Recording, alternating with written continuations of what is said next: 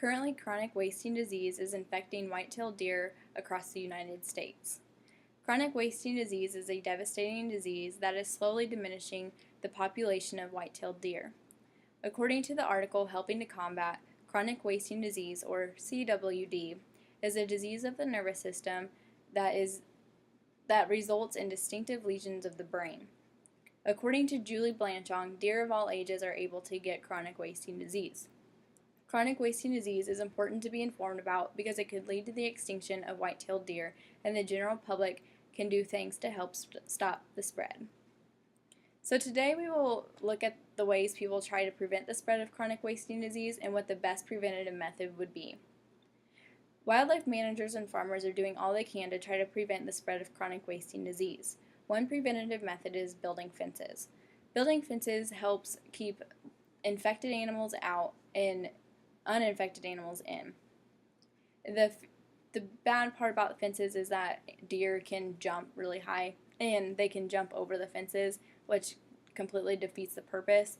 And also, according to the writers of the book Chronic Wasting Disease, Gregory Payan and Casey Gallifer state that winds knock fences over, floods create openings underneath the fences, and snow piles up, allowing animals to climb over the fences. Another preventative method is conducting tests. The tests are so expensive to do, and when they conduct the tests, the researchers will take part of the brain, and that's what they use to tell if a deer is infected or not. If a hunter were to kill a deer, he or she may want to get their deer tested before they eat it. So if they send the head in of their deer, it could take over 8 weeks to get their results back, which is really long. And I mean, you would really want to know ahead of, really quick, whether or not you can eat your deer. Another preventative method is the government hiring sharpshooters. Sharpshooters basically just sit there and wait for a deer and just shoot it. They, just to test it, they dump the deer in piles after they're done, and the carcasses just lay there, and other than the smell, it's not a wise decision because they don't even know if the disease can spread through the carcasses. They're not fully aware of that yet. The baiting deer is becoming more common in the United States, and there's different ways that people bait deer. This way here would be the powder form. It's called deer cocaine black magic.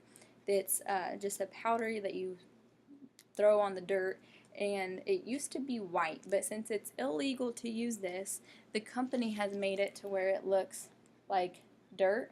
So when you put it on the ground, it's supposed to blend in, and hunters think that since they use this, they're not going to be able to get caught, which is completely false because they now have solar detection that this gives off so much heat that they can tell if a timber has this in it or not. Another form is liquid form, and it's this jug here. It's called buck jam, and you just do the same thing, except this just soaks into the soil.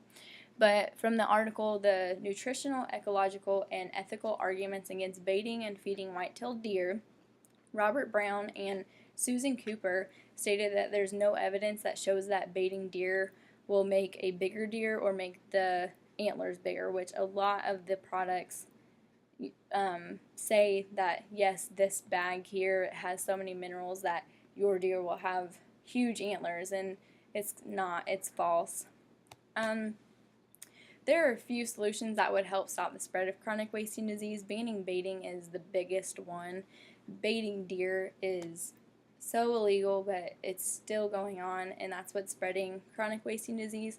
This stuff really, really attracts the deer. It's just like, a kidnapper baiting a kid in. They're luring them in with candy. Kids love candy. Well, deer, they love this mineral stuff, and it's no different than that.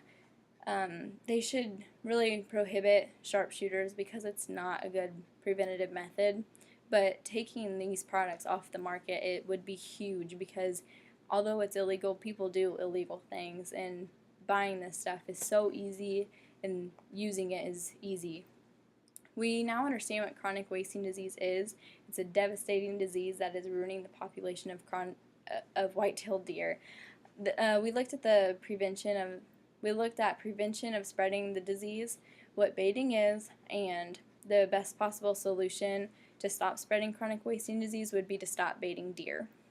Although there are many methods to use, banning baiting and taking the baiting products off the market would be the best solution to help stop spreading the chronic wasting disease in white-tailed deer.